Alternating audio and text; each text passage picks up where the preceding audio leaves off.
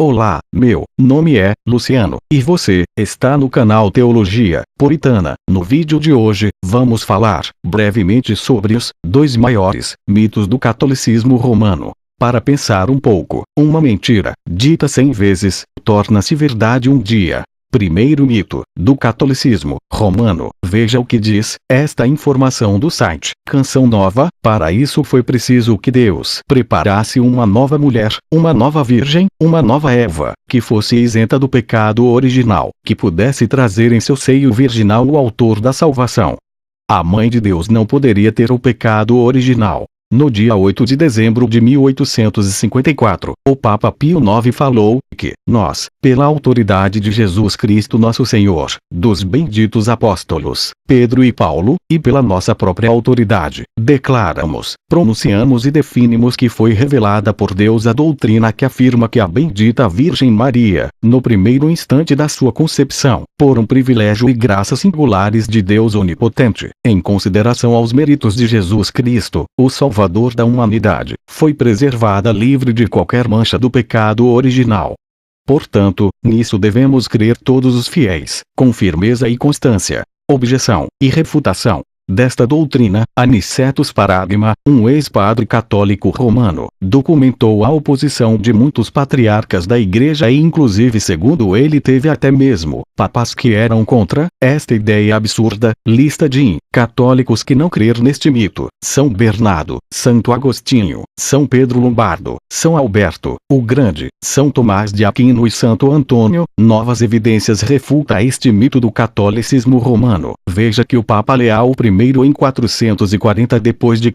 falou: somente o Senhor Jesus Cristo, entre os filhos dos homens, nasceu imaculado. O Papa Gelásio em 492 d.C. falou que é uma característica exclusiva do Cordeiro Imaculado não ter nenhum pecado. Já o Papa Inocêncio III falou que Eva foi criada sem pecado, mas gerou em pecado.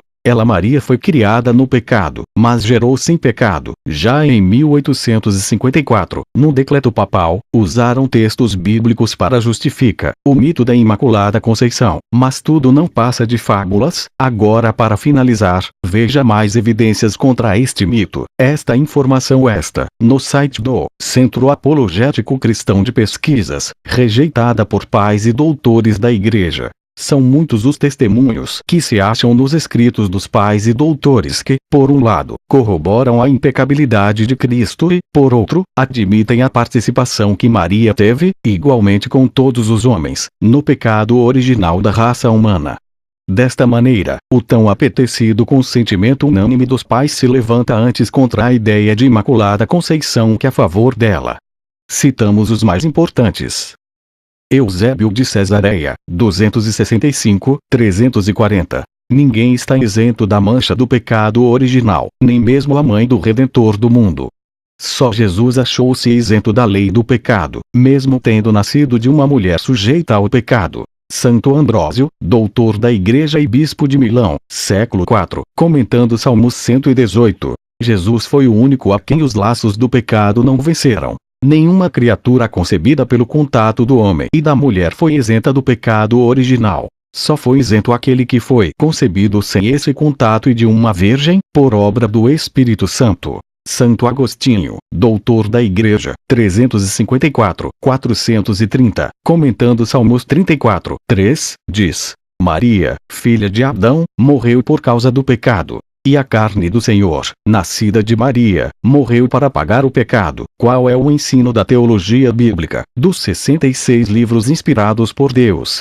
A Bíblia ensina que todos pecaram. Romanos capítulo 13 verso 10, mas somente um homem não pecou, e o nome dele é Jesus. Ele não cometeu pecado algum, nem qualquer engano foi encontrado em sua boca. 1 Pedro, capítulo 2 e o verso 22, somente Jesus e ponto final, isto é fato. Vamos agora passar para o segundo mito, do catolicismo romano, a Assunção de Maria. Novamente, o site Canção Nova, falou, mais um mito. O dogma da Assunção da Virgem Santíssima foi proclamado, solenemente, pelo Papa Pio XII, no dia 1º de novembro de 1950, e sua festa é celebrada no dia 15 de agosto. Assim, o Papa Pio XII falou, pela autoridade do nosso Senhor Jesus Cristo, dos benditos apóstolos, Pedro e Paulo, e pela nossa própria autoridade, nós, pronunciamos, declaramos e definimos como dogma divinamente revelado, que a Imaculada Mãe de Deus, Maria sempre Virgem, no final da sua vida terrena, foi levada à glória celestial, em corpo e alma. Portanto, se alguém se atrever, que Deus proíba, voluntariamente a negar ou colocar em dúvida o que foi por NS definidos, saiba que se afastou inteiramente da fé divina e católica. Objeção: este mito não tem fundamento na Bíblia. Veja os fatos. Em lugar nenhum da palavra de Deus existe evidência para este mito, porque os apóstolos escreveram a verdade, como nada que útil seja, deixei de vos anunciar e ensinar publicamente e pelas casas. Atos capítulo 20 verso 20. Toda a teologia já estava sendo pregada desde o primeiro século. Veja, porque nunca deixei de vos anunciar todo o conselho de Deus. Atos capítulo 20 verso 27, Paulo ensinou e anunciou todo o decreto divino, mas não existe uma linha sobre o mito do catolicismo romano, a Assunção de Maria, e Pedro garante que, visto como o seu divino poder nos deu tudo que diz respeito à vida e piedade, pelo conhecimento daquele que nos chamou pela sua glória e virtude.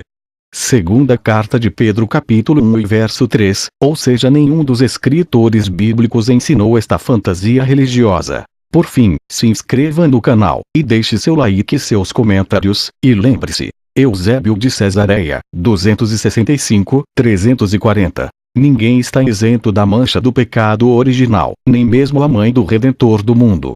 Só Jesus achou-se isento da lei do pecado, mesmo tendo nascido de uma mulher sujeita ao pecado. Até o próximo vídeo.